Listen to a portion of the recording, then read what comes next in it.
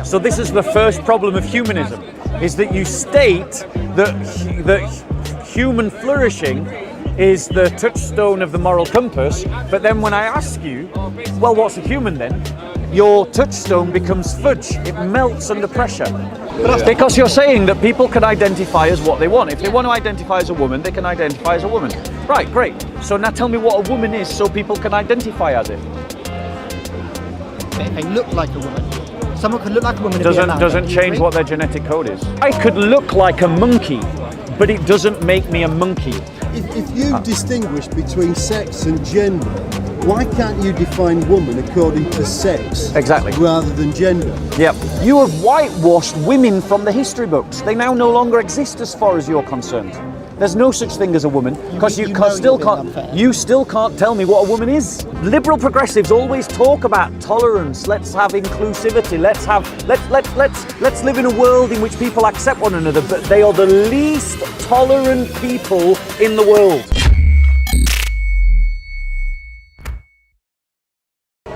What do you mean? Because I've never heard of... Exactly, you haven't. No. But this is a narrative that runs through liberal, secular humanists' assessment of religion.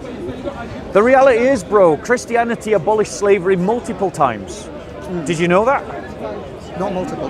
Yes, multiple times. Sorry, I mean, not yes, exactly. I'm not sure. Exactly. So in the mythology of liberal secularists about Christianity, they have this vision, this view that Christians practiced slavery for 1800 years or 1700 years, and then William Wilberforce came along and Abraham Lincoln, and then we abolished slavery. Not true at all. All the way through 2,000 years of Christian history, Christians consistently fought against slavery, consistently abolished slavery, and on multiple occasions made it illegal. The first time that it was abolished in these islands was in 1068. This is the judge's legal decision, right? No, it was 1068. No man can be free in England. So no man can be held a slave in England. 1068. It was the diet of the synod of.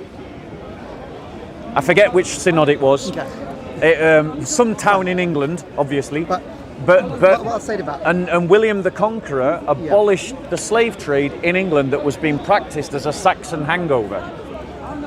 But clearly, I mean, it has to be abolished multiple times. That means it was brought back. Yes, because Who brought it back? Well, I mean, if you're going to generalise. Different times for different reasons. And this is the point of history. This is where it gets more complicated.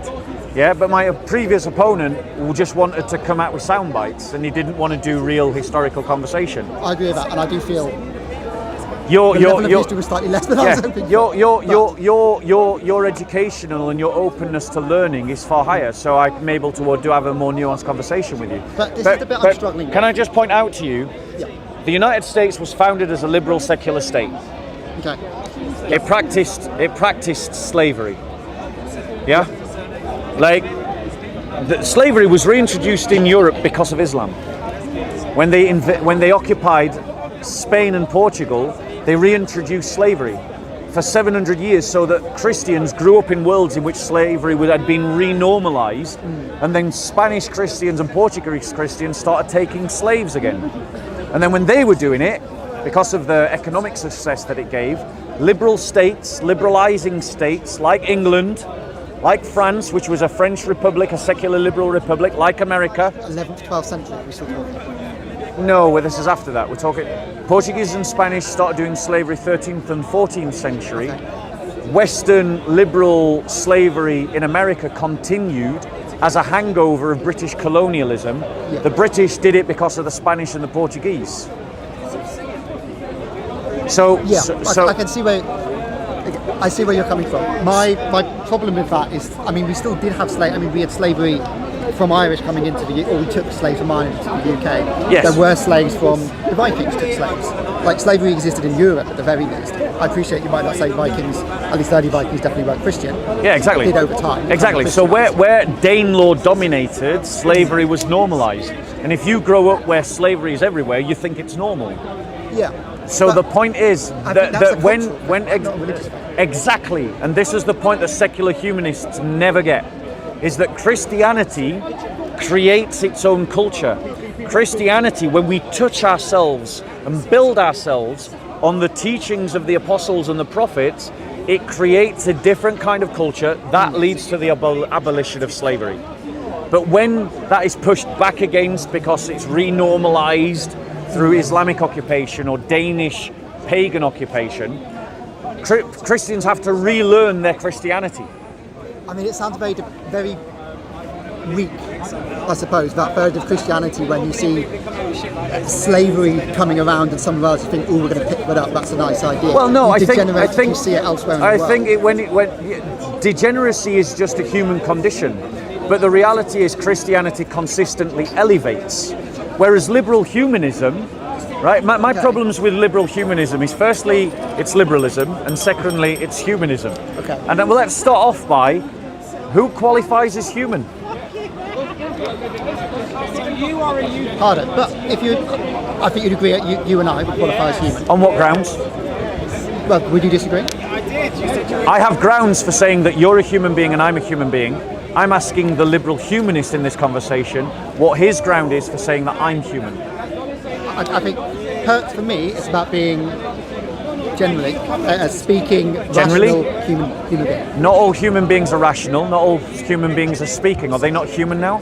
No, but it's not a strict definition. It's well, I'm asking you, what is your definition? I know what blue is. I don't necessarily can define the difference between when blue becomes Are you purple struggling? and when blue becomes Right, red. but my point is, liberal secular humanism says that humanity and human flourishing is the touchstone of the moral compass.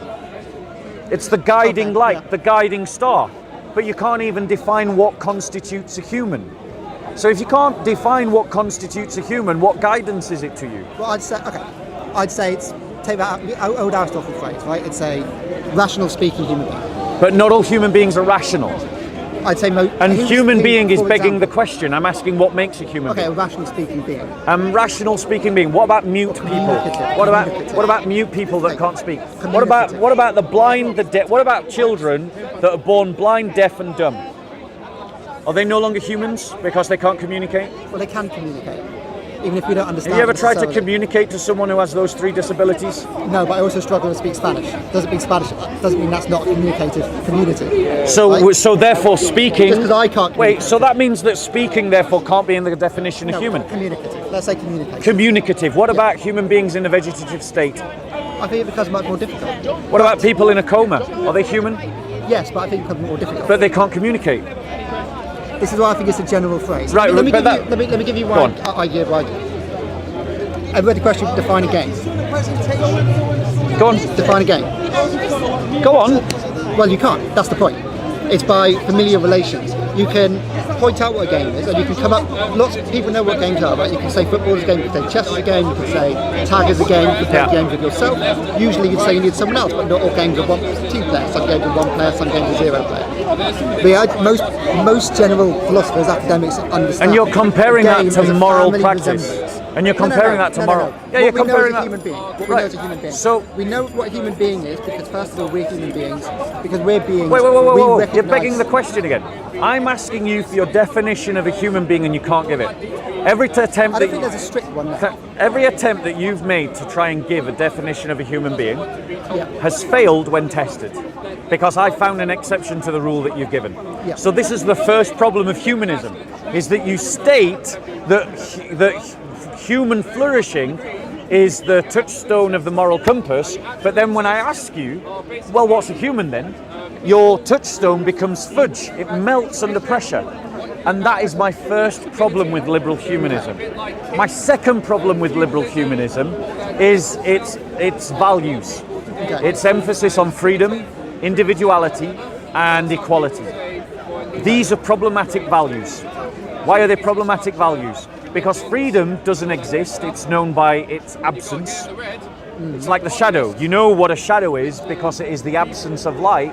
You don't know what freedom is because you have it. You know what freedom is because you don't have it. And you have the sense of it because you don't have it. That's the first problem. Okay. And liberal humanism doesn't even establish real freedom, because I would argue that having multiplicities of choice is not what is really freedom. Real freedom is actually a category of knowledge. You must have the truth, and the truth will set you free. So choice has got nothing to do with freedom. Truth has everything to do with freedom. Equality, once again, based on what? Who gets, what is the definition of equality? Because the reality is there's always winners and losers in every society. So what are we basing the idea of equality on? Liberals, classical liberals, not progressive liberals, say that it's equality under the law. Classical liberals incidentally say that freedom is freedom from law, is law not created by religion, so it's freedom from religious law, which is incidentally how classical liberals define freedom. Yeah? Right? Now, so the reality is that equality we can't achieve, it doesn't work. Doesn't. So we pick one, and let's pick one of those and then go with that. Okay, let's do equality. Equality. Does everyone equality under the law yeah, can't exist? It doesn't. Liberals can't create equality under the law because they can't define what a human is, and so there are always categories of what I would say are humans that don't have equality under the law. Case in point, abortion. Yeah. The mass murder of children. They are human beings, but they don't have the right to life that you have.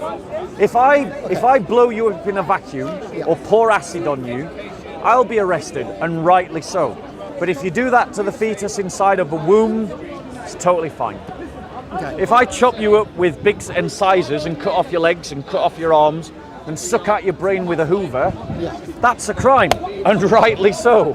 It's barbaric. But if I do it to a 7-month-old child where the mother wants an abortion, that's not murder. Okay, firstly, I think you're right. If you get 100 people in a room, you get 101 opinions of what freedom is, what equality is. Yeah. That doesn't mean it doesn't exist, right? In the same way, or it doesn't mean it can't exist. You can't have equality under the law. So define for me freedom then. Disagree. Define for me freedom. I think you've done quite a good job of it. Quite a good job of it. It's freedom from. So it's freedom from what? Overbearing. It's freedom from external control or external influence. Yeah. And I think there's an element of it which is freedom to self-actualize. Okay. I think there's an element of that to it as well. I also think it's a political concept, and therefore by nature it's something you can discuss and debate and argue about in a way that you can't with what is a camera, what is a chair, which are much more concrete, right? But that's the point of political concepts, right? We debate it. What is democracy is a bigger question. Yeah. So the point is, right, but the point is, if you have a game, right, and the rules of this game keep changing, then the reality is that you don't have a game with rules.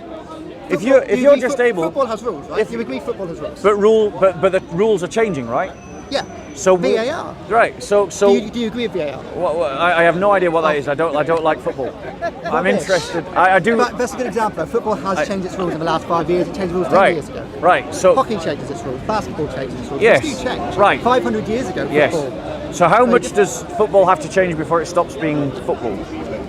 Well, I mean, go 500 years ago, and they still play it up in north, right? Football, you pick up the ball, exactly. you get 200 people. Exactly. Have you ever done that, by the way? I've not. You should. You should. No. It's really worth doing it. Yeah. But my point to you is, would you call that original football? Yes, because it's still called football. But it is still called football. It is not recognised. Three games in the country. It would not qualify in the FA. It wouldn't qualify in the exactly. FA. But the FA. Exactly. So my point is, so this is what I'm trying to say to you is that your ideology is morphic and is ungrounded. I want to say and therefore not only do the goals change, but the means to get to the goals change. Yeah. And this for me is problematic. Okay. By comparison. Can I come in there? Yeah, of course. Let's go back when we talk about slavery again. Yeah. Obviously, some Christians, some Franciscans, we've heard all the way to Wilberforce. Some Christians said it should be abolished. Some Christians did avidly defend it and avidly were for it. I mean, did it change? I mean, clearly, what the Catholic Church changed over the course of 600 years. Anglican Church changed its mind every few hundred years. So let me reply. Yeah. So let me reply. The inspiration that our Lord gave 2,000 years ago that led to the abolition of slavery has not changed. You can still find it in the Bible. It says, I have come to set the captives free. Jesus is quoting Isaiah. Isaiah is talking about prisoners of war that were slaves. And he's giving a prophecy of one who would come to set the captives free. Now, Christ is doing it in two senses.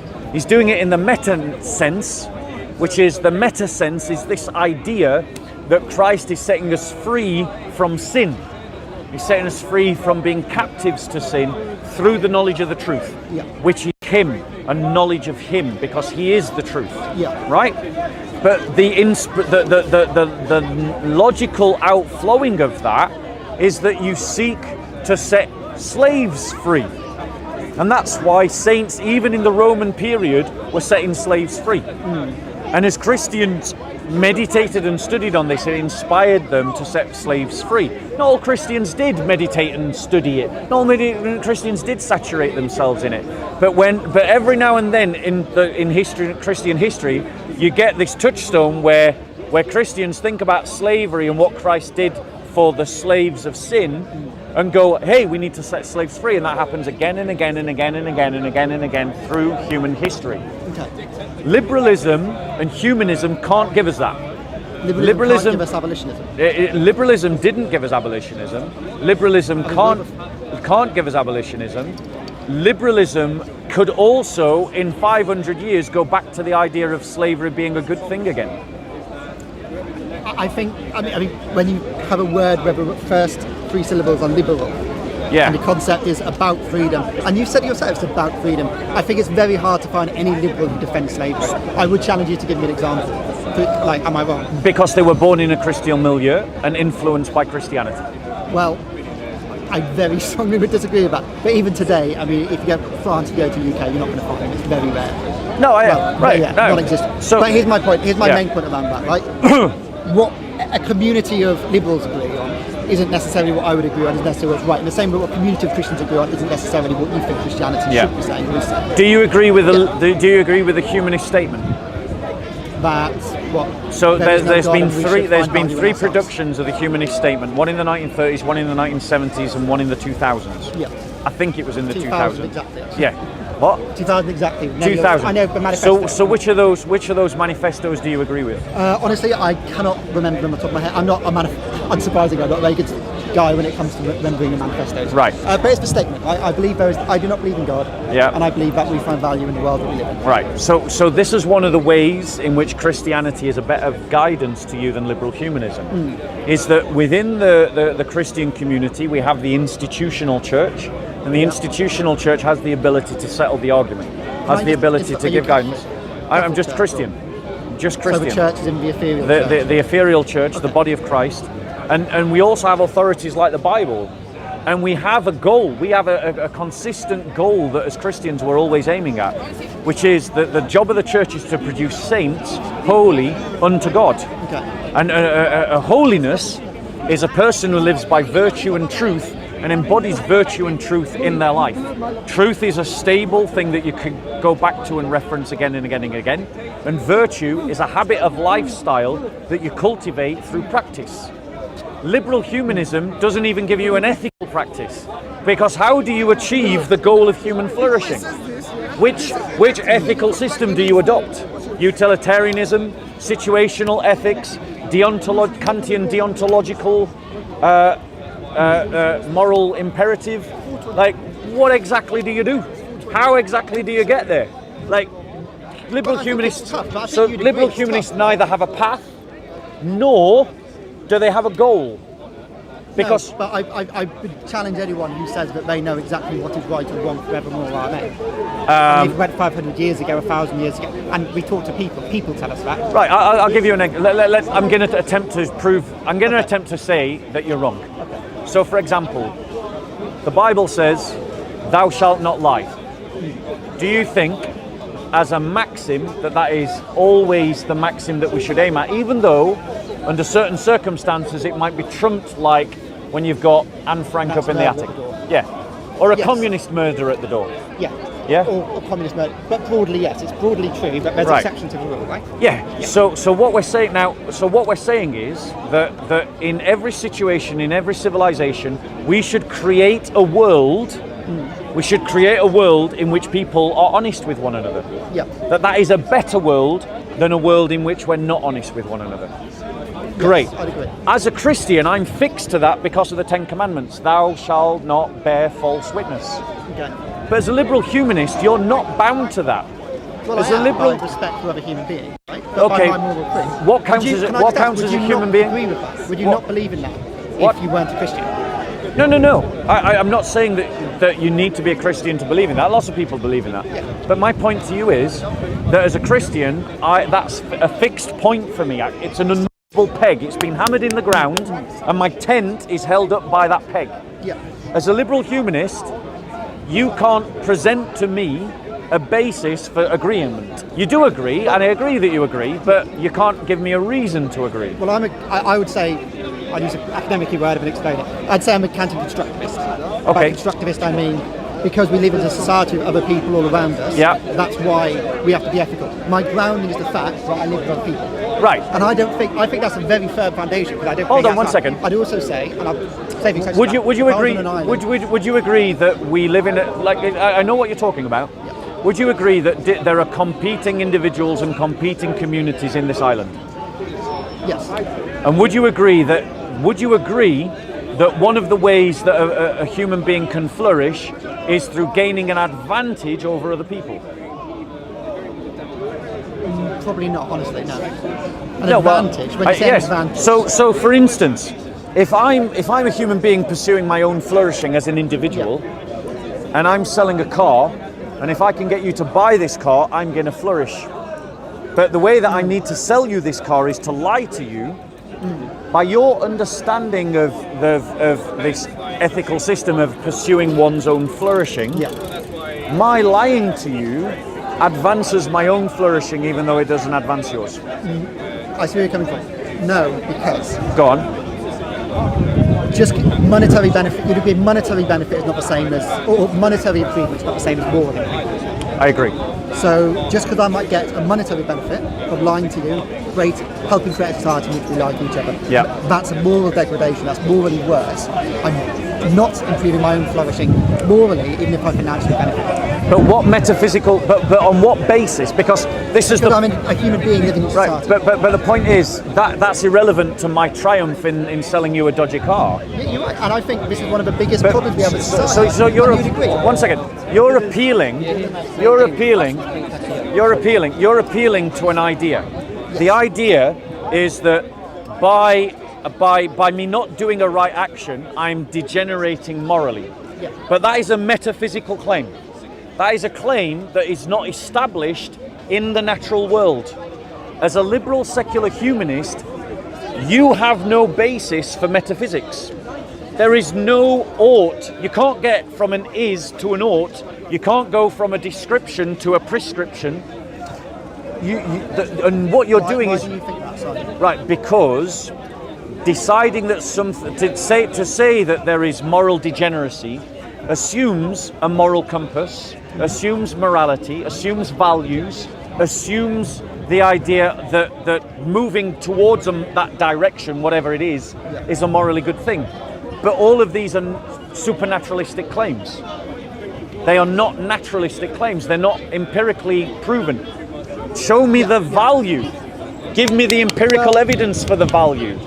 Do you think, well, aesthetics, for example, things can look beautiful or look ugly. Yeah. I don't need to believe in God to believe that. I hope you would agree at least that much. That's not But a human physical beings find thing. different things ugly. Some people look at Christian art and think it's ugly. Some people look at Christian art and think it's beautiful. I go to the modern Tate gallery and I just want to rip half the pictures off the wall because I think they're a waste of space.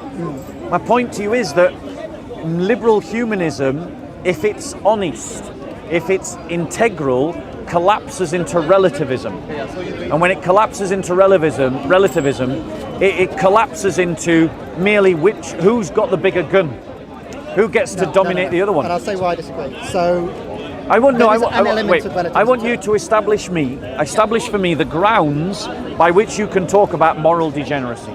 What metaphysical grounds can you talk about morality? What metaphysical grounds can you define as moral goodness? And what the direct that we have an ought, that we ought to move towards moral goodness, using a truly atheistic, non-supernatural argument. How do you get there? Okay, so we live in you would agree at the very least, and this is in his statement, we do live in a community. We live in a society with the people around us. We live in a society. I wouldn't say we live in a community. We live in a society. Okay, we live with other individuals. Is that good enough? Yes, we do. We live with other individuals and communities. And I have to interact, engage, trade, talk, all these things with individuals. Correct. Yes. Yes. To do that, to have a conversation, there's some certain rules we almost have. Yeah. Implicit in this conversation, the very basic is I talk, then you talk, and then I talk. Yeah. And I don't punch you in the face, and you don't punch me in the face. You might say we made a promise, almost in that sense. When we just had a conversation. We got a social contract, yeah. Exactly. Yeah. So we ought to not do that. We ought not to break promises. Most of the people would agree a promise has an implicit ought. Right. So. Do you not? Would you disagree? I am saying that what I'm saying is that you haven't established your reasons for that ought. You've acknowledged that the ought is there, but you haven't established any reason from a liberal humanist worldview why we should follow it, other than the fact that it's a social contract. Okay, if I want to leave society and go on an island and interact with no one ever again for the rest of my life, I think morality goes out the window. In that situation, right? Because I'm not impacting anyone, I'm only impacting myself. Now I could. Your argument is from the social contract, but the problem with that social contract is if we as a group all agree that anyone who hasn't got our skin colour should take a second place in society, and we're the ones in power, and we're the ones that are the strong ones, because we have created that social contract, that suddenly becomes the ought. And you know very well that there's plenty of historical examples of where white people have done that. Yeah, absolutely. And we can point to the fact that Christians are treated like as second-class citizens across the Muslim world, because they've made a social contract that Christians should be second-class citizens. So the reality is that this social contract is not sufficient grounds for your ought. But here's my alternative as a Christian. Okay. We all have the imatio Dei. We all have the image of God within us. Every one of us is made with it. And it is irrelevant how old you are, what colour skin you've got, whether you're male or female, whether you're black or white, young or old, whether you're abled or disabled, whatever your gender is, whatever your sexuality is, that image of God is there before anything else. And as Christians, we are instructed to honour and to love the image of God, whoever bears it. Which means that we don't agree with abortion, we don't agree with taking slaves, we don't agree with apartheid systems. It's independent of a social contract. Because remember, when Christians were fighting against slavery, we were fighting against it in a civilization that accepted slavery. So we were going against the social contract.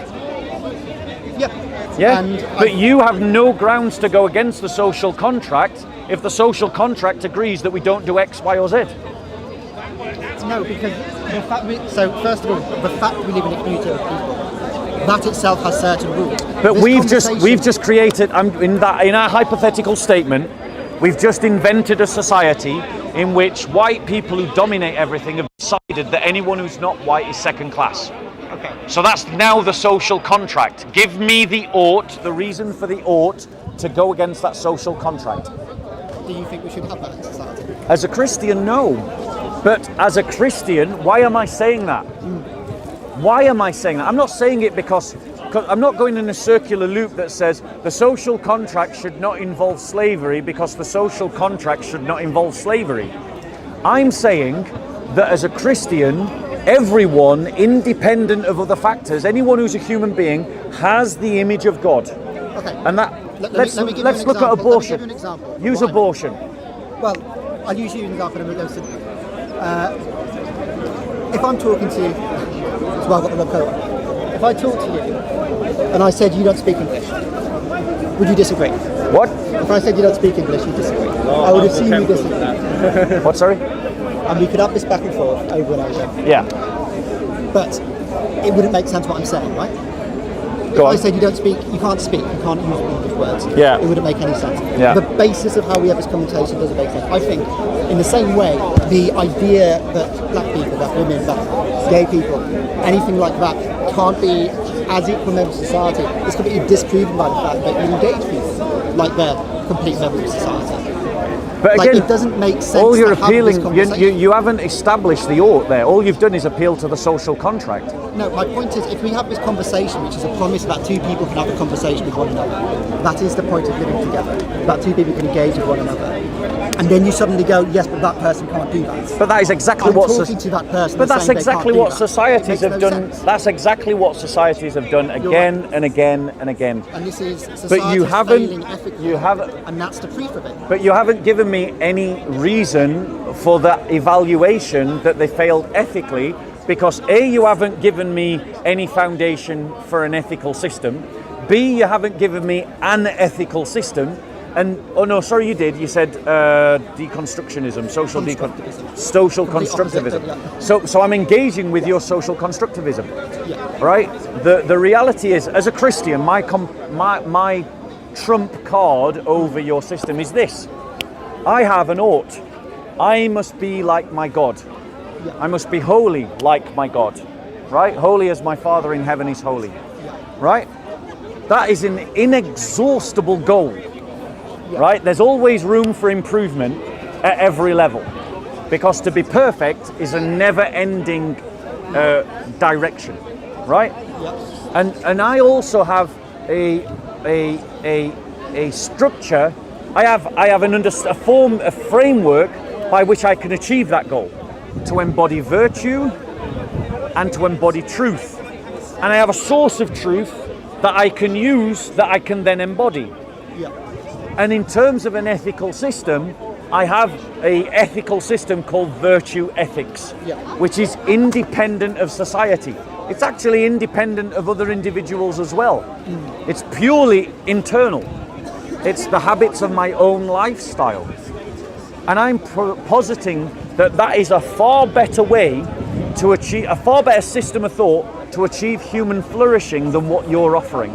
But Because again, I'm going to go back then, because if you look at the history again, we can see slavery for 1,500 years, 2,000 years, under any monotheistic religion, Christian or Muslim or Jew, you see slavery coming about constantly. yeah, I think it's... go on, I'm But listening. There are some Christians who have historically gone against that. Yeah. And especially around the turn of the 18th century, Yeah. it did change. But for a good 600 years it did happen. No, that's and wrong. Every time you say that slavery came about adjacent, when you had it coming about in Al-Andalus, when you had it coming about from the Barbary slave trade, Christianity started adopting it. That seems like a very tepid moral system to me. Right. If you have 100 years ago, even, you can see the complete subjugation of women. You can see women seen as property based on law in the UK, which in itself was based on Christian natural law. Yeah. And then you have homophobic laws, and before then, you still have it today with anti-trans laws, you have it today with border laws, which just don't seem. If you think that's coming from Christianity, I'm very concerned. If you don't think that's coming from Christianity, I don't know what's going on. You're right. Christians are anti-trans ideology, and the reason why Christians are anti-trans ideology is because trans ideology is anti-woman. The fact of the matter is, trans ideology is essentially the triumph of misogyny, because it's saying to women, and only women, that they don't exist. That actually women are a non-thing, that are not identifiable, and that actually they should share space that they won through their own efforts to establish greater equality, that they should now sacrifice that in sport, safe spaces, in terms of in prison or in toilets or in housing shelters. If liberalism, so now I'm identifying you, and correct me if I'm wrong, are you a liberal progressive since you're pro-trans? I just say centrist liberal. But no, Right, my point on this is... are you hate crimes pro-trans? against Are you trans. pro-trans? Are you pro-trans ideology? I don't know what that means. I'm, Okay, shall I are tell- you shall I in tell you what I mean favour? by that? Shall I tell you what I mean? Wait. Are you in favour of giving to trans women all the rights of women? All the rights of women. Yes. For example, I think that's a pretty clear statement. all the rights, All yes, not necessarily rights all, of women. There's nothing vague yeah, about but not, right. not necessarily access to So all the your same your spaces. liberal progressive thought. Nice, man. Bob. God bless you. Nice to meet you. God bless you. I'll give you something, bro. Your liberal progressive thought has made you anti-woman. I don't think You so are at all. anti-woman. In what way? In that you deny women their natural rights. You deny them safe spaces. You deny them their existence. When you say natural rights, What's a woman? What do you mean natural rights? What's a as woman? opposed to- well, I got there first. Let me get by them. Yes, What that's do you true, mean by fair natural rights versus political rights? Right, so I'll give you an example. I'll give you an example of Yeah. natural rights, right? Yeah. A natural right. Women are the weaker sex. It's pure fact. It's pure fact, bro. And actually, trans ideology has proven to us inconclusively that women are the weaker sex. Because an average male athlete who's mid-ranking in his own field says that he's transgender, goes into the woman's field and suddenly arrives at the top immediately because of denser bones, because of more muscle mass, and so one of the natural rights of women as the weaker sex is that they should be protected from the abuse of men by men. As a trans ideologist, you're anti-woman because you're willing to endanger women by allowing women, forcing women, the vast majority of who object, forcing women to share their space with men. I'll tell you why I disagree. I don't agree with that natural right in the first place Because of what? It should be the rights of people to be free from abuse. Why do you agree with natural right? Why do you disagree with natural rights? Because I think rights are political by nature. Right, so you're back to your social contract again. Well, yes. Right, so Do you think we have rights if we lived on an island with no one around us? So you've just demonstrated my point, which is that you want a social contract, which I disagree with, in which women's rights are diminished and women's rights are taken away. That's exactly what trans rights has led to. Well, let's compare natural and political rights for a moment. Right, what are natural rights? Did the Armenians have? What are natural when rights? they were fleeing from the Turkish genocide? What are natural rights? Rights based in our nature, rights based in humanity, I would Right. assume. Or you tell me if I'm wrong. Right, so a natural right is a right that we can observe through reason because it presents itself in the natural world. Okay. That's what a natural right is. Yeah? Not far off, And have you, yeah. No, you weren't at all. So it's a fair observation of nature. It's not sexist or misogynist to say that women are weaker than men, pound for pound. Okay. But Yeah? if I say a political right is one that exists. Yeah, political right is because we live different. in equality. Exactly. We live in government. Right, you We believe in don't have equality, but natural you've rights taken without away. equality. Right, what's a woman? What's a woman?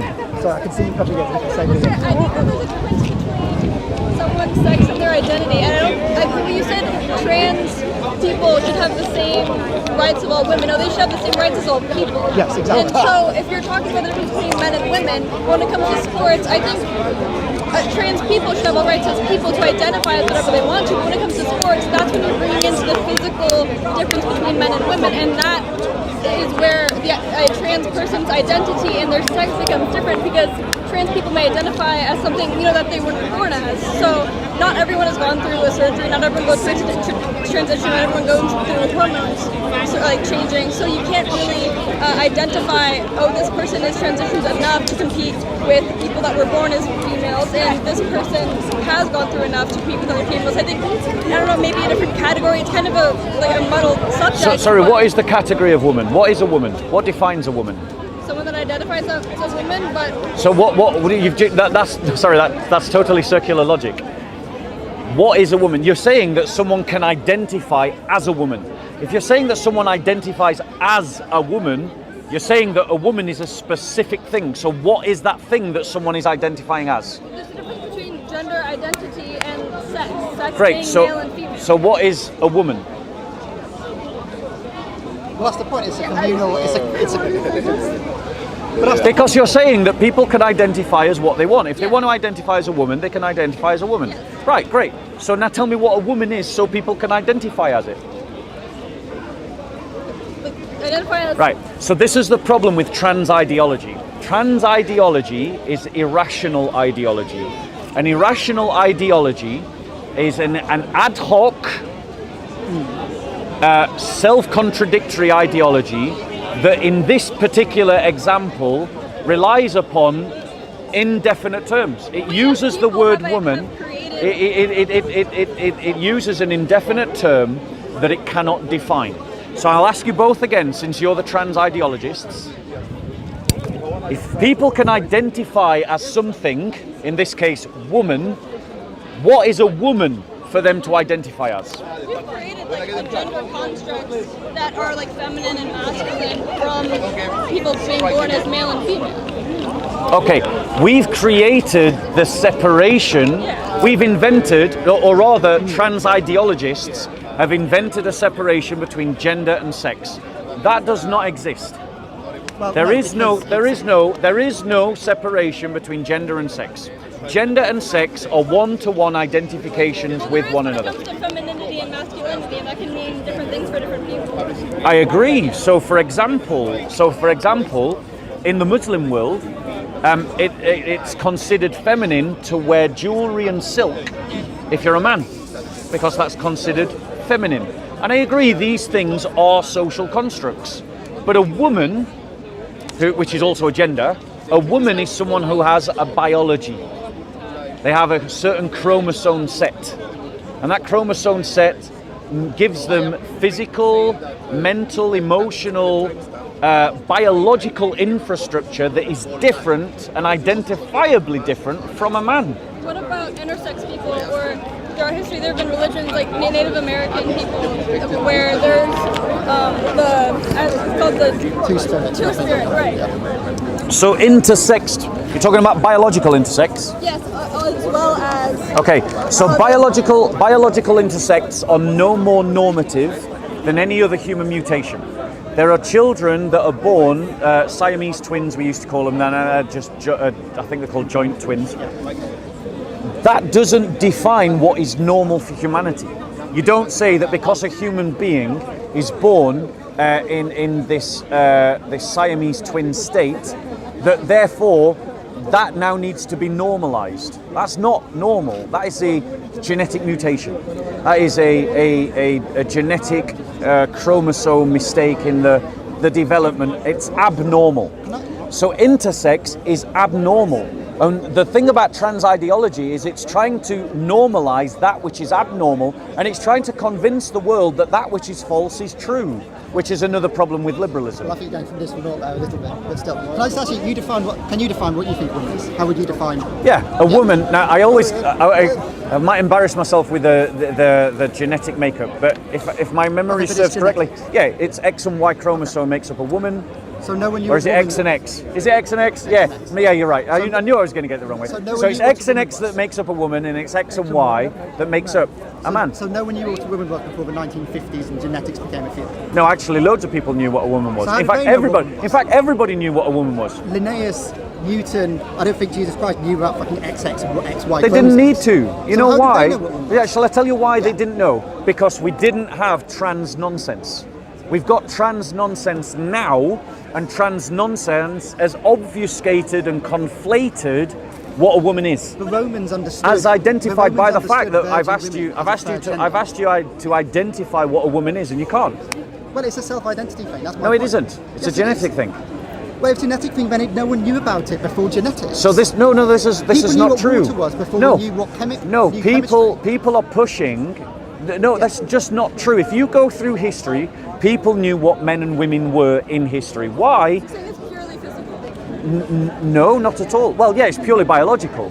But the fact is, the confusion has emerged out of liberal progressive thought that has indoctrinated people very successfully through media, through education, has indoctrinated people to actually contradict what they see with their eyes. You're identifiably a woman. You're identifiably a man. You're identifiably a woman because of your genetics. You're identifiably a man because of your genetics. And the fact that liberal progressive ideologues mutilate little girls and chop them up in a way that is irreversible and chemically castrate them because they are ideological fanatics, and use chemicals to try and change the balance of chemistry inside the human body so that a woman starts presenting as a man and a man starts presenting as a woman, is a sign, a proof to the fact that your whole ideology is built on lies and requires lies to be maintained. I think we disagree with chemical castration the same way you disagree with chemical castration in the 1950s again. Actually, you can't speak for all humanists, for one, because humanism is individualistic. You can't speak for all Christians. I can speak for all Christians because Christians use a religious authority that is outside of the individual, and it's not about what the masses think or what any one individual thinks. It's about what the authority says, and the authority says God created them male and female. Question: do you define your religious authority by following the Bible or following a specific church, or like based on what your group of people believes? Both. Or your individual code? Both. So historical Christianity has always been the church's use and interpretation of the Bible. Okay, so what about, why would you say that your individual code is... It's not my individual code. That's the first thing. Okay, you following the Bible, why is that like more justifiable than someone's individual code? Right, great question. So why what a group right. thinks. So in terms of why, I can give you the Christian answer to that, but I'm not giving it to you because I think that in a relativistic world it's a convincing answer. But as a Christian, I believe that the scriptures are inspired by God's Holy Spirit to write down what God is doing in history, who God is, and how we should live. And so for me, because the church has written the scriptures and identified that these are the authoritative text, that's where we go to. The reason why, my argument is actually a pragmatic one to you. The reason why Christianity is better than liberalism is because the classical liberals, for instance, would puke on liberal progressives and their ideology. Liberalism is mutating. Classical liberals were very much empiricists. They were very much linked to the idea of the study of the natural world, whereas progressive liberals now, and I'm including you both as progressive liberals, have moved away from empirical science, and now you've gone into dogmatic statements of faith, but they're just ones that you've made up. They're not grounded in anything. But you see the irony, there's irony in saying we're being dogmatic in saying you Sorry. can identify however you want, we don't care. And you're saying it's being pragmatic to say you have to be a man, you have to be a woman based on how you were born. Ignoring whether you're right or wrong. Sorry. When are you going to leave? Later tonight, this evening. Evening. If you're between 6 and 7. Yeah, go on. But I mean, this is the main point, right? I mean, you even say you identify someone as a man, you identify someone as a woman, and that might be different to how someone actually is biologically. No, it's no different. If someone looks like a woman, they are definitely a woman. If they are born a woman, they're a woman. If they are born a man, they are a man. Okay, but if they look like a woman, someone can look like a woman and be a man. Doesn't change what their genetic code is. But you agree, so you agree, right? Someone can look like a woman. It's not a trick question. Someone can look like a woman, but be a man. Someone can look like a man and be a woman. Yeah, that's right. But why does it looking, matter? I could look like a monkey, but it doesn't make me a monkey. Like you can buy really good costumes. Like, have you seen the Cadbury's advert of the drummer, the ape drummer? Or am I showing my age? Where he goes, yeah, like from right. Yeah. He looked like a convincing ape. Like, just because someone looks like something doesn't mean that they are something. That's absolutely fine. Right. So just because someone looks like a woman doesn't mean that they are a woman. Agree. To be a woman. Do you agree that gender expression and gender identity are different? No, that is exactly the opposite of what I'm saying. Gender expression has nothing to do with gender identity. But you just said that Gender and sex. Gender and sex. Gender and sex are just synonyms. You can use them interchangeably. Okay, so you're saying gender expression and sex can be two different things. I am saying that you can look like something, but that doesn't mean what you are. I'm saying that just because you identify as a woman, dress like a woman, present yourself like a woman, does not make you a woman. That is what I am saying, and that's very clear. Do you think we should suddenly, if someone, because you say gender and sex, I won't use those words. If someone performs as a woman, Judith brought those words. Okay, let me ask you this question. And says they're a woman. Are you a doctor? No. Right, I want you both to do a thought experiment with me. Right? No, wait, do a thought experiment with You me. go first, and I'll yeah? come after with goodbye. Let's not worry about the man in the beard and the funny glasses. Yeah. Let's not worry about that. Yeah. So no, I'm talking to these two. Stop being rude. Stop being rude. Right. So let's do a thought experiment. Right. You're a doctor. Right. And a trans man calls you up and says, "I think I'm having a miscarriage." Is that possible? Trans man, no. Right. Trans woman, no. Why can't a trans man have a miscarriage? Trans man can, a trans woman can't. I literally just said trans man. Can a trans man have a miscarriage? A trans man, so a woman. This is not who- confusing. Yes. Trans man, Yes. i.e. A woman who becomes. No. Say You mean no. trans No, women? you're right. You're right. I'm No, from a relationship and things that we know, women broadly have periods. Not all women, of course, do, but some do, some don't. Most women get pregnant. Obviously, some women do, some don't. Most women have uteruses. Obviously, some women cannot have, might Yeah. not have one. Yeah. Like we do know these things, Yeah. but there's not a 100% case situation where every single woman fits under that one category. No, There are and- women with XXY chromosomes. Can you give me XXX what's your chromosomes. definition of a woman again? Because you haven't given one. Someone who identifies as such, Right. So what are they identifying as? as a woman. And But what is a it's woman to self- identify as? It's a self-identify. It No, includes hold on, things bro. like how you choose Let's to let present me just yourself, the how point you the point choose the to point view your role the in point is society, how the you point choose- is the point is what you're doing is this. I'm asking you, right? You're saying that there's this group of people that are identifying as X, right? Let's just leave X unspecified, right? And you're saying that a person is X if they identify as X. And then I'm saying, well, what is X? And then you're saying, well, it's what you identify as. So we might as well swap out the word woman with dog. So if I identify as a dog, I am a dog according to your logic. So Because I identify as a dog. Why, if I want to identify as a dog, am I not a dog? But here's the distinction I want to bring up. If you're identifying as a woman and if you are a woman, or if you identify as a woman and your sex is as a woman, they're different things. If we agree with that, at the very least, then what you identify I don't as, agree with that, by the way. If we suppose that to be true. But I don't suppose Let's that to pretend be for true. a moment and just I'm let's go not for that. pretending that that is true. Well, then how can I explain the difference? Exactly. If you don't pretend, Exactly. If you won't even If consider the concept, if we how can I remove, explain the concept? but that's the point. If we remove reality from this discussion, the whole discussion just evaporates into air, which is exactly what Marx and Nietzsche warned us about.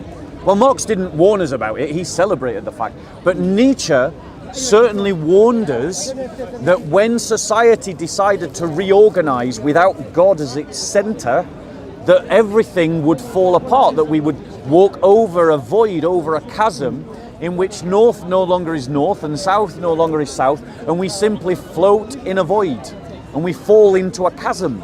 And this is exactly what he warned us about. This is exactly what he mourned in his philosophy. He recognized that it was happening and he feared the consequences of it, and you are the fruits that he warned us about. But what's the consequences of just accepting someone choosing to identify how they want to? Because- I'm not saying, yeah, go let me on. be clear, Yeah. I'm not saying, therefore you should let them do all the, you shouldn't change the law. Let's not talk about the law, let's talk about politics. Let's talk about healthcare, which has been run roughshod, Travis Scott has run roughshod, Yeah. as the courts have shown, Yeah. over the rights of children, over the rights of people who are trying to get healthcare, because the healthcare has been substantive. Just in terms of what you choose to identify, whether I call you a he, or whether I call you a she, or whether I call you a they, why does that matter? Well, why does it matter? I'll tell you why. Society will end. That No, seems no, very bro. dramatic. No. Society will survive, but society won't be. If every man was a woman and every woman was a man. So let me reply. that work? Okay, so let me reply to your point. Sorry, you've got a bit here as well. Yeah, thank you. So let me reply to that point. What does it? How does it matter? I'll tell you how it matters. Women have fought for equal rights, and now a bunch of men and their women enablers have decided that women don't exist, and that women's rights and women equality is now being undermined because men are dominating female spaces. Women are being forced to accept men presenting themselves naked in changing rooms, fully anatomized as men because they've identified as a woman. There have been examples of women being in prison by men who said that they were women. These things matter because women are the victims of trans ideologues like yourselves. And I, as a Christian man, am obliged to defend the natural rights of women as the gentler sex, to protect them from male violence, from male oppression. And that means I must oppose you because you are in favor of male violence and male oppression over women by the fact that you are in favor of trans ideology. You have whitewashed women from the history books. They now no longer exist as far as you're concerned. There's no such thing as a woman because you still can't tell me what a woman is. Try again. What is a woman? It's someone who identifies as such. So what are they identifying as? How you dress, how you perform, how you live in society. But what is how you that? behave. What is that? What are you identifying as if you're identifying as a woman? You see, you can't answer. What are you identifying as if you identify as a woman? Yeah, what are you identifying as if you identify I as a think it's woman? literally as much as that. I think it's a very rapid definition. I don't think it. So exactly. Let's say So you're what now women saying that have there isn't been a thing called a woman. Let's say that women are now identifying Someone who gives birth. Well, that's part of it. It's the point. Doesn't matter. If it's so, the point is. I'm it's sorry, so your empty, point it got doesn't lost. Go matter. on. Let's just say that we can specify it as what women have looked like throughout history. Okay, we put it as that. We are now distinguishing a difference between male and female and the identity of gender. You don't agree with that? I don't agree with that because women, that is. But we are distinct, but we do. I'm sorry, but this is the lie of liberal progressives. Liberal progressive has reduced women to how they dress and how long they grow their hair. The reality is, that is not the experience of being a woman. Being a woman is dealing with estrogen, riding the dragon. Being a woman is being able to give birth. Being a woman is about having periods, about dealing with these kind of things. It's about dealing. No, trans women, right, are as physically strong as other men. That is not the world that women live in. Women live in a way, real women, actual women, the real women of the world, live in a world in which they must navigate the strength and possible abuse of that strength by men. A trans woman is as physically strong as a man and therefore could defend themselves like a man. Sorry, let's be clear. A real woman, pound for pound, would always be the weaker sex. That's not- That's the real experience of women. If I- Because they present themselves to a woman, they have to suffer like women do. They take hormones, they have to suffer like women do. Yes, so it's based on a lie because they have to chemically change their bodies, and also, saying they don't but go your through the same things, your but they do. definition of a woman is someone who dresses like a woman and grows their hair long. That's chooses to rubbish. identify. That is not the sum total of female experience. Female, you do not. You're telling me know the sum total of female experience? I'm telling you, you do not do service to womanhood when you reduce womanhood to how you dress and how long is your hair I'm reducing and whether it you to wear how man makeup. identifies. Like a man can never be a mother. Never. Correct, yes. Can never be a mother. Doesn't matter if they call themselves a woman. Men and women love children differently. No, men Yes, love they do. children as well. No one ever said anything different. I said they love children differently. I'll give you just a sort of personal experience. It's not objective science. One of the complaints that I know that happens between couples is that men have an ability to tune out. And that includes tuning out children. I had this experience myself. This ability. I tuned out my own little sister, right, when she was crying in a crib, and my mum screamed at me and she said, "How can you listen to that baby cry and do nothing?" Because her mind as a mother was activated by the cries of my little sister in a way that my mind as a man was not. I agree with this. Right, but that is an experience of womanhood that is unique to womanhood. It's beautiful.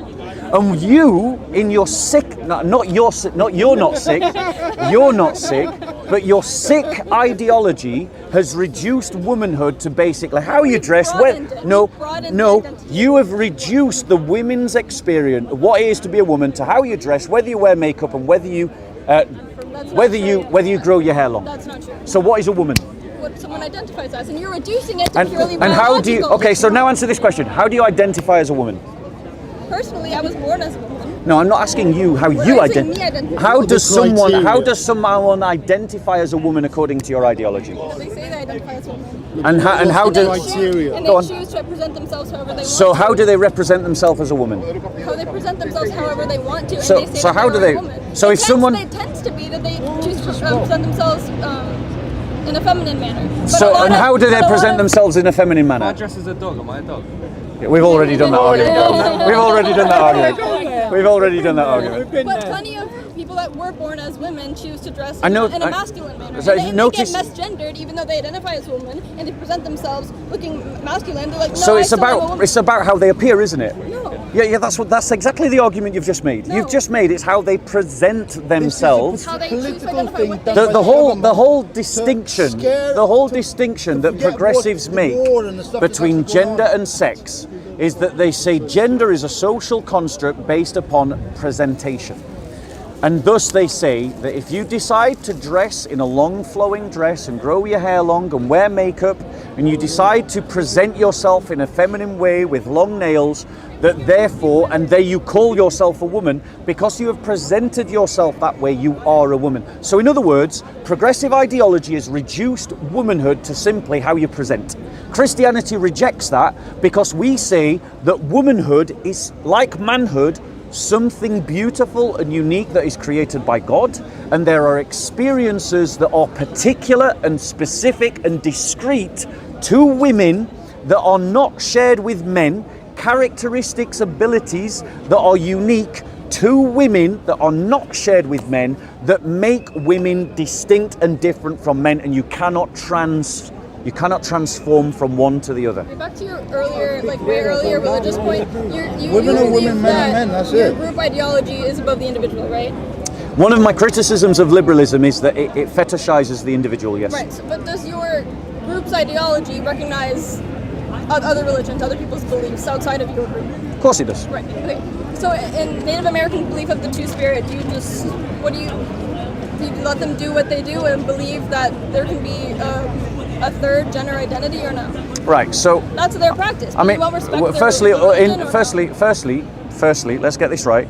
Indians aren't one group. There are different tribes Yeah, so with certain- different in certain beliefs, Native American and yeah, beliefs, exactly. right. So let's not generalize about Native Indians, Native Americans. Sorry. So but if Christians come across something, a belief system that is false, just false. Your definition of false. Yeah, like something that doesn't match reality, which is what trans ideology is. It's an ideology that doesn't match reality, because that which is truth is truth is that story, that narrative that corresponds to reality. Like your mental, spiritual, religious belief and their mental, spiritual. Yeah, your I'm religious literally belief. answering your question. I'm literally answering your question. So truth is that which corresponds to reality. That which is false is something that doesn't correspond to reality. If I say gravity does not exist, gravity is a lie made up by NASA, right?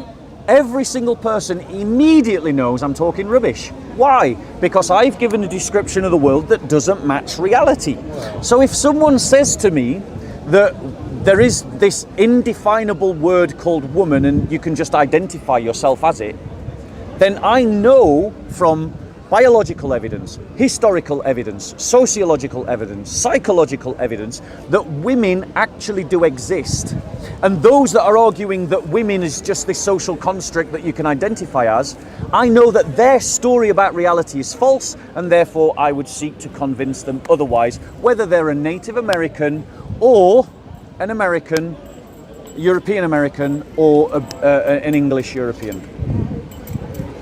I want to go back to this though, but and to understand a woman is what? It's a family of things that you say, assuming you're not a geneticist, we say it's a family of things, like it's probably going to get able to get pregnant, probably able to have a period. Why are we talking about women as if they're it's? So I didn't mean to say it. If I said it, that's not what I meant. That's I where said your probably ideology has able led to you, get bro. pregnant, probably able to have a period, not necessarily, probably has a uterus, not necessarily. It's a lot of these things which probably are true, but not necessarily. There is not all men have beards. In fact, even some women have beards. Right? right? But there is a kaleidoscope. No, we're really not. This is your fantasy world, right? Mike for me. This is your fantasy world, and your fantasies are dangerous. They're dangerous to women. This is why you two are anti-women. Well, let's just take this. Right? Then. Let's just take the ought, because you keep going back to the is. Yes. I just want to take. So the ought. Let's go to the ought. If you let me say my statement. Yeah. And then you say why you think it's wrong. Okay. If you want to identify as a man or a woman or any other gender or no gender at all or whatever on that gender spectrum, Yeah. you should be able to. And as a society, it's not right or wrong to choose to do so or to identify others as such. Okay. Here's my reply. Telling lies is bad. Do we agree? Do we agree that we should live life as honestly as possible? Truth is the truth, and a lie is a lie. Right? As a principle, living your life by the truth is a good thing. Are we all agreed? Right. If you create a society or live in denial of that which is true, that is harmful. And saying that women don't exist is a lie, a damned lie of the devil, because it denies 50% of humanity their rights based on their gender. Notice how I'm using gender and sex as the same thing? Therefore, trans ideology is bad. Saying that you can identify as whatever gender you want is bad, because it's about living out a lie. Are you not causing the confusion though, as much as he is? Go on. Well, you refuse to distinguish between sex and gender. Correct. You refuse to distinguish between sex and gender. No, he does. No, I do. I promise you I do. Well, He does, he really does. if you distinguish between sex and gender, why can't you define woman according to sex? Exactly. Rather than gender? Yep. I think I agree with his It's a great definition. point. I agree with his definition. No, you don't. What's my... Just not of gender. Well, yeah, so we both disagree because we have a genuine disagreement. But why do you define woman according to a socially constructed set of stereotypes Yes. rather than sex? Correct. Because I think gender is socially constructed, Well, while I we think agree on sex that. is biological. Well, yeah, well, we both agree on that. We both agree. Yeah, You but agree. why? No, but No. you haven't That's where- answered my so- question. My question Sorry, is, what am I not getting? why do you use a socially constructed set of gender stereotypes To define to woman. define woman Rather than sex. biological sex? Yeah. That's the only thing we disagree on. I think women can mean two things. Does that answer your question? Women can mean two things. Well, there's women in the sense of sex and there's women in the sense of gender. Okay. No, there's women in sense of sex, and that's it. But we disagree that you Yeah. can distinguish. So what? No, so but we agree Are on we on the same everything page? except for why you use gender to define women rather than sex. sex. So I'll tell you why. So this began as a conversation around law, around politics, around how we live as a society. And how we live as a society, we should talk about we should use the social construct of the word. We should use gender as a social construct. And the point I'm making... I know, shocking, right? If you want to Shocking, identify as right? a woman, if you want to identify as a man, I'm all right, thank you. How are you? no skin off my back. Doesn't matter. I'll give you a card. And I think it's a But fair it point. matters to I other think- people. Can It I- does, and I think it's a fair point to say. Can I- we live in a we have to society. go on. Can I- I think that's a Take- very take- fair take point. sport. Excuse me, sir. Women's Excuse sports. me. Excuse me, sir. Yeah. Please. We were having a sorry, conversation. okay, carry So let's be clear, right? Let's be clear, right? This is the problem with liberalism. The root of this problem emerges from liberalism's emphasis on the individual. The idea that the individual should be autonomous over everything. It has got to the point that it started off with the idea of the individual being free from religion imposed upon it. But it's got to the point now where individualism should be free from reality. Should be free from reality. The reality is you cannot give me a reason, a logical reason, consistent to your own worldview, that says if I present as an ape, why am I not an ape? You can't give me a logic. If you are willing to say that woman doesn't mean anything and it's just how you present, then we can say that there's a difference between being a primate and being an ape, because we're both primates, but we're not apes. So if I present as an ape, you have no grounds to say I am not an ape according to your logic, but you will now become inconsistent and you will now use the arguments that I've been using against you for the last hour to tell me that I'm not an ape. Tell me why, if I say I'm an ape and I present as an ape, I am not an ape. I'll tell you why I'm being consistent as well, because I'll come back to that point. Politically speaking, socially speaking, if you want to identify as an ape, no skin off my back, there's many thick people in the world, that's absolutely fine. And we shouldn't have a government or we shouldn't have a political society That's not my question. that tries to regulate it. That's not my question. It's just not true. So you think it's it should? not true, So you think? but you are free to believe that. So That's what's good about Why big is it? women. Well, hold on one second. Did you see what you just did there? You just said, if I want to identify as an ape, it's not true. Did you see you did that? So I've just said to you that men that say that they identify as a woman, well, it's not true that they are women. But then you say, no, that's not fair. Well, now explain to me why is if I present as an ape, that I am not an ape, that is not true. But when a man presents as a woman, that it is true that they are a woman. Because one, It is a double standard, you're right. because one is a social construct. And we had this conversation, we know what a social One is a construct social. is. So how? Wait. You're saying one is a social construct. So what? How is an ape not a social construct? Because when we talk about ape, no one's talking about ape as a It's a gender. separate species. Wait. It's a separate species. Women are a separate gender. Different sex. They're a But separate. the reason we have separated men and women in society is because it's a gender role that was placed on women throughout history. No, it's a gender role that emerges out of the fact that men and women are biologically different. Yes. Okay. Now that has often, for a huge amount of human history, been abused by men. And women have been the victims of men's violence and men's abuse of their biological strength. Right? There's no doubt about that in history. Right? But that itself, those abuses emerge out of biological differences. You're trying to tell me that biological differences aren't real because you have unfixed your ideology from the real world. Can I just clarify, from your worldview though, As a you're Christian. saying, you're saying that there's social norms that have been created from what you see as biological reality. There are social norms, yes, there are social norms that are created by societies. So there's the biological facts of being a woman, Yes. and then there's social norms that come from being a woman. Or there's a Yes. distinction there, right? Yes, there is, yes. So there's the social side of it, Yep. let's call that gender hypothetically, and then there's the biological side of it, we can call it sex hypothetically. Yeah. That's how I'm using those words. You can use the words that. I'm not going to use words that way. Okay.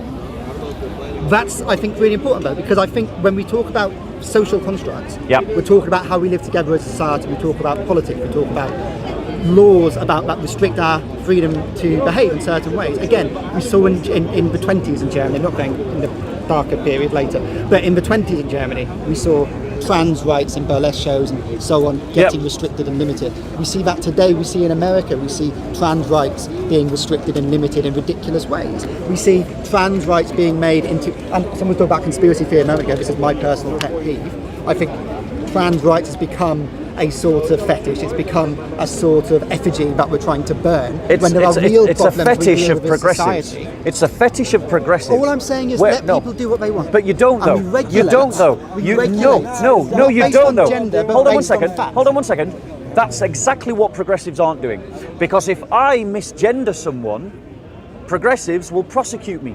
Do you Right? think we One should do second. that? One second. That is what progressives are doing. You mentioned a bit of a contradiction. You said, Yeah. let them do whatever you want, but regulate them. But by you regulating them, you're not letting them do whatever Exactly. No, don't regulate You're them. setting Don't. limits. Right. Don't regulate them. So he ends up So you in don't anarchy. believe in any kind of boundaries or No, limits. you regulate for things other than other than gender. But can We I talk about point? Hold on abuse. one second. You don't Hold on one regulate second. based Hold on one on second. whether a man or We woman is all abused. know You why regulate Jordan. based We on all know abuse. why Jordan Peterson became famous, because Canada tried to introduce a law of compelled speech, when you had to use the pronouns that someone said, these are my pronouns. And we now got to a point whereas if you misgender someone, as if such a thing were possible, if you misgender someone, you can lose your job, you could be prosecuted for a hate crime. Liberal progressives always talk about tolerance. Let's have inclusivity. Let's live in a world in which people accept one another. But they are the least tolerant people in the world. Accept my religion. They are the most bigoted We're against people transgender. You have to in the accept world. They are the most fanatical people in the world. Progressivism is a religion. It is a this world religion. and it is pushed by fanatics who are intolerant, who want to take away your rights, who want to take away your freedom, who want to force you to accept their dogmas, and all of you must oppose these progressives. You must oppose them, because given the opportunity, they will cast you out of your job, they will cancel you, they will take away your freedom of speech. It is an evil ideology, just like Nazism was an evil ideology, just like communism is an evil ideology. Liberal progressivism is an evil ideology that every good person should oppose. And I agree, we should do more to protect Go on, freedom. the lady for has a society. question. Go on. Within your religion, you believe in converting others into your religion. Yep. But you're tolerant of others. Yeah. So do you believe in like just letting people do as they wish? No. No. Christianity doesn't lead to that way. So Christianity has a principle. Christianity has a view of law and how law should be used. So I'm going to quickly explain how it works. Firstly, Christianity says that law is a secular activity. So in other words, it isn't something that is prescribed from the book in terms of the covenant that we're in. It is a secular activity that secular societies prescribe their laws, but it's not voidless. It's not just creating laws in a vacuum. It's creating laws according to a set of values and a set of beliefs. So because of your belief system... Let me finish. And our view of law is that the role of law is to hold back the tide of sin. It isn't to give freedom to sin, it's to hold sin back. But in terms of doing good and what good looks like, there is no law.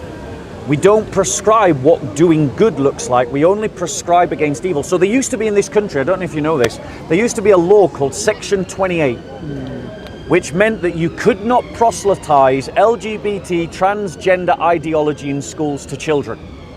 I want to put on record that I think we need to bring back that law and outlaw propaganda to schools that is pro-LGBTQT. We need to ban it, because the result of it is that we are creating a society disconnected from reality, as you have witnessed in this conversation, and we're also allowing child grooming to occur in schools and the sexualization of children in schools under the guise of educating people about LGBTQ. Okay, so because of your belief system, you believe you can regulate what other people outside of your belief system identify with and believe in? Yes. And that's exactly what you're doing. But you're claiming that you don't. The difference is, I'm being very honest, I'm saying that I wouldn't actually stop your freedom of speech. If you wanted to misgender someone and call a man a woman and a woman a man, I would let you do that. I would not punish you for misgendering people, for calling men women and women men. But progressives do want to prosecute me for misgendering people. So you don't think there's a difference between free speech and the inclusion of hate speech? I think that if I had to choose a world that had a radical adoption of free speech like they do in the US, or what the progressives are trying to push in our world, I'd go for the American model every time. I don't think it's perfect. I'm not a liberal. Remember, I'm a Christian, not liberal. Christians, not liberals. Okay? But if I had to choose between the world that the progressives want to create and the world that the classical liberals created in America, I'd choose the classical liberal America every time over the progressives. I'm not committed to free speech ideologically. If you came into my church and started blaspheming, I'd grab you by the hair, I'd pull you out. Right? If you started desecrating a Bible in front of me, I'd probably try and get that Bible out of your hands. Right? I'm not pro free speech ideologically. But in terms of degrees of goodness, free speech is slightly better than having the progressives control the limits of free speech. Do you not think it'd be better if we just lived in a society? This brother wants to ask a question. Okay. As much as Bob knows, I don't agree with Bob on many things. I don't like Bob with many things. But with regards to this is why you'll find a lot of Muslims and Christians, they support one another. They go to the schools and they protest. You acknowledge this, you can't disagree with this, It's the reality. And because despite our differences, the Muslim Christians will ask, who decides what's right and wrong? Where is your moral compass from? How do you derive what's correct? All right. Look, what's your name? Mia. Nice to meet you, Mia. Have you got a Bible? Yes, I do. Okay, God bless. Take care. That's a fair question, right? Who decides what's right and wrong? We've kind of covered that earlier in the conversation. What did he say?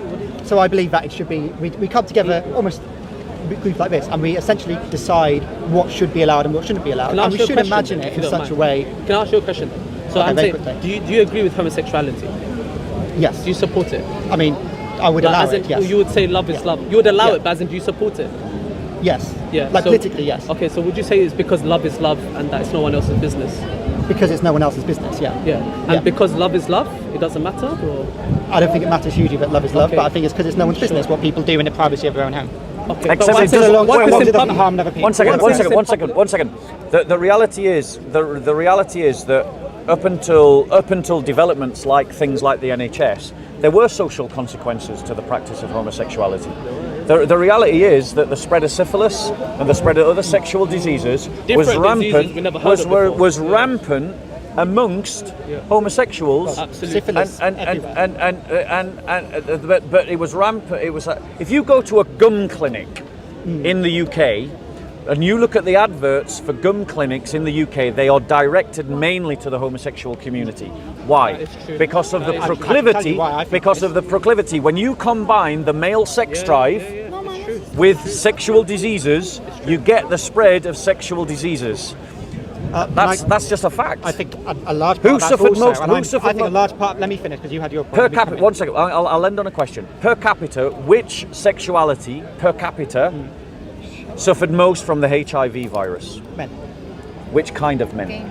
gay men, absolutely. And AIDS. And I think Yeah, one of the that's biggest HIV, reasons, Oh, yeah, yeah. sorry. one of the biggest problems of that was things like Section 28, which massively reduced education in the UK and similar laws in the US about how to practice safe gay sex. And I think this is one of the problems of when religion gets involved in Can I make a government. quick point? It's I when need to- Yeah. churches Then start maybe trying we to can use talk morality later. Yeah, sure. to try and influence what we should or shouldn't do. Now, I think it's important as well, because let's go back as well. Let's talk about because we thought HIV specifically, but in general, I think it's important to have free speech. Is symmetric information. It's about knowing what the other person is. If you've got HIV and you're not telling me, that's a big problem. And that's part of freedom of speech. It's knowing about what's the situation, what is fact. So it's you- that equality of conversation. If so- you're standing up on a 12-foot pedestal, I'm not going to talk to you. Can I just- know some yeah. people here do, but it makes it much harder to have an equal conversation. I think this is much better, right? Because we can have an equal conversation. Can I just add one point?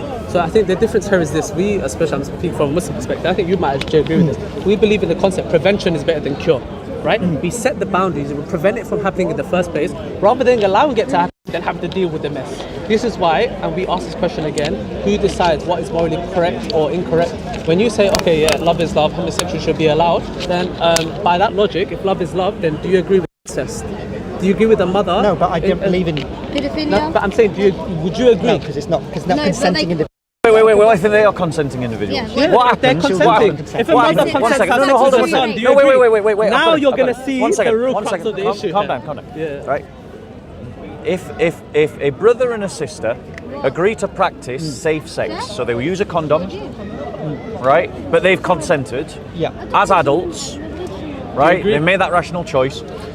Would you say that incestuous sex is acceptable? Morally, no. On what grounds?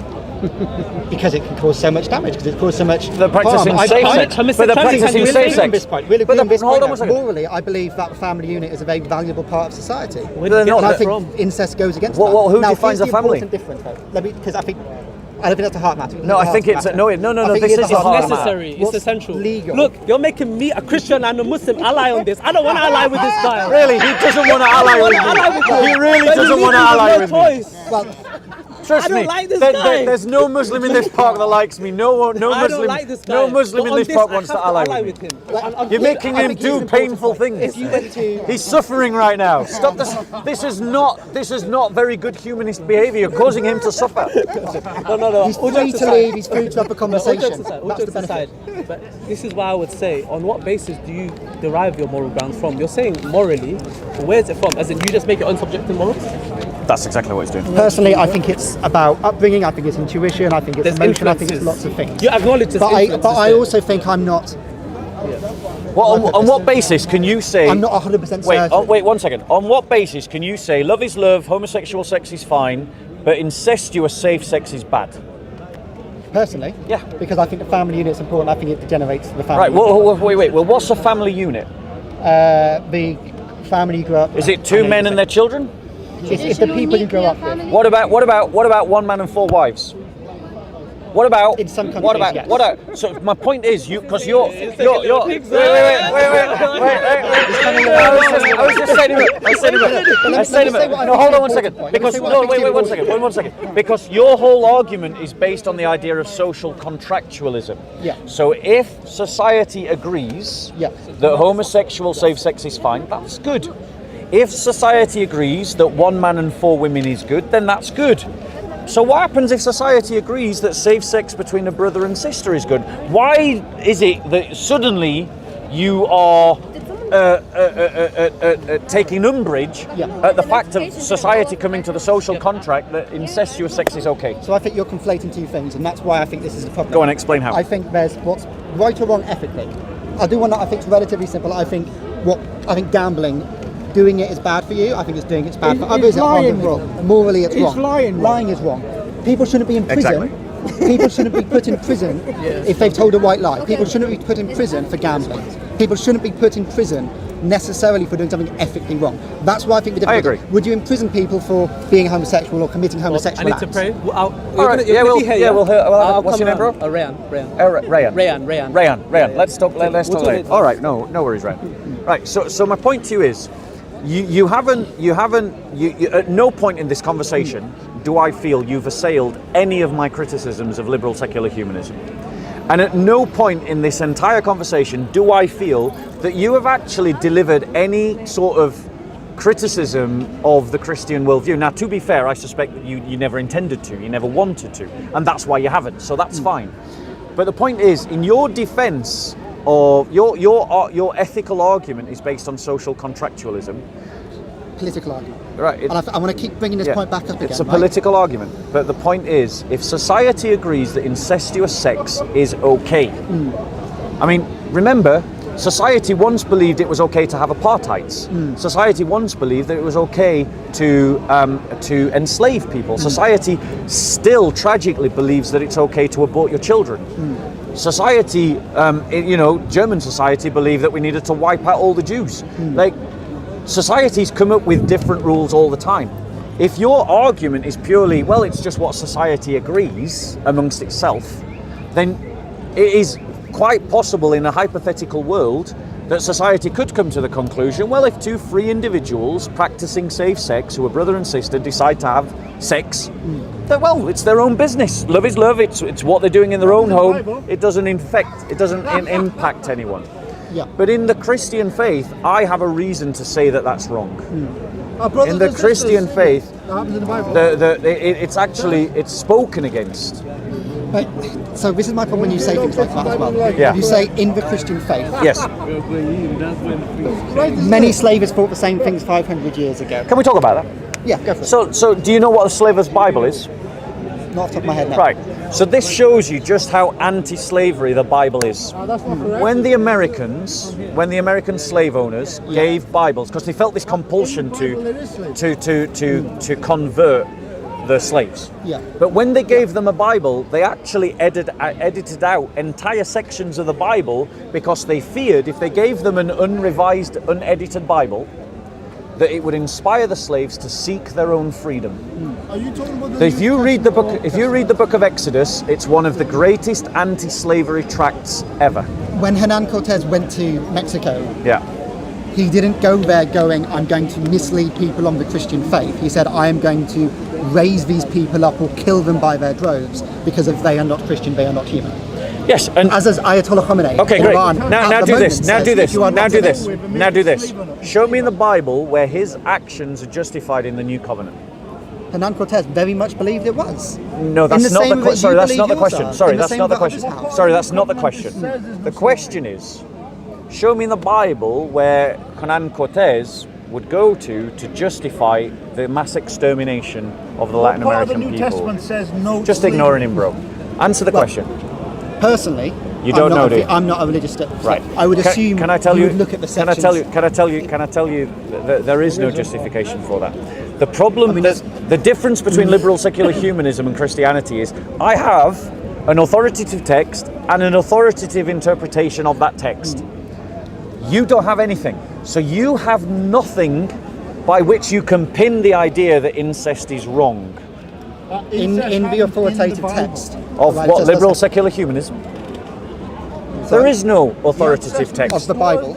Yeah, we're talking about, I'm pointing Do you out not to you. thinking there is? I mean, there is. I think you would agree. In the Old Testament, there is stories of genocide of the Right. Canaanites. There's So, stories yes. of slavery. So, now, yes, sorry, let go me on. finish. Yeah, my yeah, point. go on. Now, I'm not saying whether that's right or wrong because I'm not a theologian. I'm not as well studied as you are on that subject. Because I'm thinking about it in terms of politics. I'm thinking about how we run a society, not how I believe individually. I think if an individual can come to that conclusion, we have to work out a society where we can live together. But that's That the, doesn't that's, base itself on a book that some people interpret it to justify genocide, Yeah, justify yeah, slavery. yeah, We should yeah. find a way that we can live together, Yeah. which is based on living together, yeah. not based on something else. Right. So, and I would say Christianity is still the better way to do that. Because if we were going to create a world, I think we would want to create a world that is built on love and good faith and hope and justice and prudence and chastity. Yes. I'm most of the way with you there. Well, But- you just said chastity is about controlling one's sexual urges so that you're not controlled by your sexual urges. Okay, to stoicism. Yeah, Still. it's not stoicism, it's chastity. Stoicism is the belief. Stoicism is the ethical practice of upholding the virtues. So it's a virtue ethic system, and I've just I don't want described to to get you. about stoicism because I can go on a bit of a rant myself. Yeah, I've otherwise. just described to you a virtue ethic system. So what I'm saying is, if we look at how do we create the best society, the one that a rational person and instinctively is drawn to is one that is tutored by apostolic and prophetic Okay. teaching. Just talk about virtues then. Would you believe a society that believes in self-righteousness? Not Self-righteousness, or righteousness, righteous indignation, righteousness, not timidity, these are terms. not over bravery, to use what Aristotle would call, but righteous indignation. When you see wrong, you challenge and change it. Yes. Okay. Do you agree that some people's understanding of what's right and wrong would differ to yours? Yes. And if we created society based on that as a key pillar, Yes. that virtue, we run into trouble. Right? But that's the Very point. quickly. But that's the problem We with. will, we will. But that's the problem with liberalism. Is that liberalism is just virtues gone mad. Well, It's here's the vigil. problem. It's But liberal. you No, think the the problem. The church problem is with distinct, liberalism. The is a problem with plurality. liberalism. The problem with liberalism is that it's virtues gone mad. Virtues aren't in a vacuum in the Christian worldview. They are pegged in by certain beliefs and certain values. So because of those certain beliefs and certain values, virtues can only express themselves. That certain avenues of how you could express virtue are shut down. They're shut down. But you can't identify So for instance, self-righteousness, Yeah. which could easily actually be covered by the term of righteous indignation, is actually something that's spoken against by Christianity. Being ethical is about practicing and repracticing and learning how to do it better. That's how you become ethical. That's according to the Christian system. But I think this is the important point. Politically, when we live with others, you can't Christian base it religion based is on values political. independent. Henry You VIII made the live Christian your religion. I'm values. sorry, I can't hear you Because- over this guy. Sorry. Go on, say But again. you live your values. Start again because I didn't hear you. You live your values. Could you Let me start there. again? Start again. What we did you live, say? we live politically. We live around and with other people. Yeah, that's one way You we live your express values. our ontology, yes. So, if we're living to live with other people, we have to accept that other people have different values to us, and we have to create a society which isn't based on our own individual values. That's my point. But the point we have is to not- find a way to live Not together. all values That's not based not all on values independent not all values views. are equally valid. Absolutely agree. Absolutely agree. And individualism is not as valid a value as the value of the church. Well, the church isn't a value, though. Yes, it is. The church is no, a plurality value. of values, right? No, what is a value? Well, let's do the examples we gave. We talked about chastity. We might say prudence. We might say courage. No, we those might are say, virtues. They're not what do you mean values. by values then? Sorry. Exactly. So a value is the worth that we ascribe to something. If we ascribe worth to anything, it has a value. Your sunglasses cost something. Okay. Yeah? Yeah. So it has a value, right? It's how much do we value it? Your life has a value. Yeah. Yeah? I would say that the value of the church is more important than the value of the individual. Why? Because human beings were never meant to live as individuals. It's natural to us to live in community. And so, because it's natural for us to live in community, we should organize social units that are village-sized, and the church and the church can embody that, the idea of creating village-sized communities in which people are born, in which people are raised, in which people die, in which they can know one another and know other people and be socialized in those units. The problem with individualism, the problem with individualism is that it destroys the village element of human nature. And so we're not living according to our human nature, and this creates lots of psychological problems. One of the reasons why there's an increase in depression, an increase in the sense of, let's just call it generally being lost in the world, is because individuals are growing up and living in isolation, and that isolation is being doubled down on, as it were, by the liberals' obsession with the novel, the new, as expressed in terms of technology. Because technology is increasingly isolating us from one another. It's increasingly separating us from real relationships. If you've got 1,000 Twitter friends, but no real friends you meet up with week to week, you haven't got real friends. Shall I tell you why? My belief about that's a problem is you'll find your own community online, your own niche values of a people out of a million who will agree with you on every single. Human beings need physical. Well, 20 years ago, Human beings need real interaction. Interact people who are different, who disagree, who create a novel world. So that's not community then. Well, it is a community. No. It's living with other people. It's not with. No, it's individualism. That's not community. Community. That's not community. Other people. That is not community. That is a society based on individualism, and you're conflating community with a society based on individualism. A community is a group of people that are brought together and are united by common beliefs, common values, common practices, common customs. That's a community. That has to be the lowest bar, and this is why I think it's not the lowest. It's the highest. It's the highest. The lowest bar. That should be set as low as possible. No, that's the optimum. But to make government work, you Go need on. it to be as unless we start going back into a village of 50 people. And if I live with you and you live with me, and you need a higher authority than us to make those rules. Amen. Who knows what higher authority says? The church. The church. Yeah. Who's the church? The church is the people of God. So not me. Yes, that's correct. That's correct. That's monarchical dictatorship at this point. That's why I'm so against it. It should be together, coming together. Using the word church. No, there can definitely be communities outside of the church. There can be other forms of community. Yes, absolutely. So, for example, like Jewish kibbutz, that would be an example of community. Without any religion involved. It's community versus individual. Well, that's the problem. And community without any other power. No, because it doesn't work. Is my neighbourhood watch a community? Tell us why. I would say it's an association. Because everyone's rules are then subjective. I think you're getting so pedantic. No, I'm really not. An association is a group of people that unite over a common cause. A community is something that are united in a common cause, but they share values, beliefs, customs and traditions and a history. An association can exist inside of a community, or it can exist independent of community, and a neighbourhood watch is an example of an association independent, possibly independent, of a community. But you could also have a neighbourhood watch from within a community as well. Okay. So, brother, I want to start wrapping this up. So that's fair enough. No, it's good to talk to Bob, isn't it? Yeah. Steve, nice to meet you, Bob. Nice to meet you, Steve. Have you got a Bible, Steve? I do not. I'd like to give you a gift. Go on, why not? I feel like you've had enough no's today. So, here's my gift to you. I pray that you read it, and I pray that you consider our conversation as you read it, because this built a successful civilization. It was inspirational to a successful civilization, and the further we've moved away from its teachings, the worse things have gotten in Western civilization. Profoundly disagree, but yeah. I think you're surprised. You look after yourself. God bless. Take care.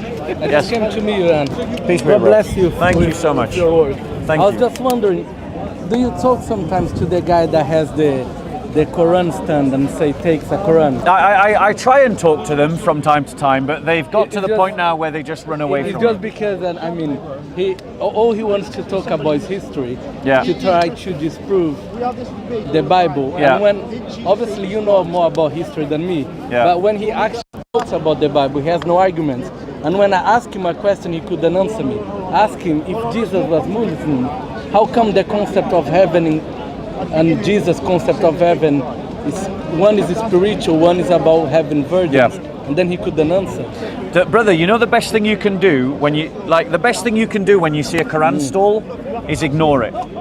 But They're not there too, but since you've taken the Quran, can I just suggest you chuck it away? It's not worth keeping this, right? And what you've done by going up to that Quran stall and taking this Quran is anyone else who watched you now may be encouraged to do the same as you. So you've actually helped them by doing that. So can I encourage you to go back and just put it back on the stand and then leave? Yeah, because that is the best thing to do when you see a Quran stand is don't go there, don't talk to them. That's not a Quran. Yeah, well that's true. It's an That's English not even a translation. yeah. It's not. So It they're needs not. to be They're not even It's giving you a Arabic, Quran. it's not a Quran. So, brother, what you've done by taking this Quran is you've encouraged other people to take the Quran. My advice to you is either chuck it away or just put it back on the stand. Yeah, I'll probably chuck it since you say something, but I won't keep it. Thanks for the advice. All right. God bless you, bro. God bless you. Take care. Oh, I'll send you an email. Brother, Yeah. I have thousands of emails. There's too many people. I isn't it? try to respond to between 40 and 50 emails a week. Oh wow, that's a lot of emails. But like I get obviously more than 40 or 50 emails a week. Yeah, do you do any courses on theology? Yeah, yes, I do a discipleship and apologetics course on a Monday evening via Zoom. Via Zoom, is Then it on your website? You're on my blog. You can apply to enter into that course, Yeah, and then I'll let you in. Yeah, I'm quite interested on the whole apologetics. So drop us an email, Yeah, say that you want to join the group, and I'll bring you into the group. Okay. God bless. Thank you very Peace much. be with God you. bless Get you. rid of that book. God bless you. God bless. Take care.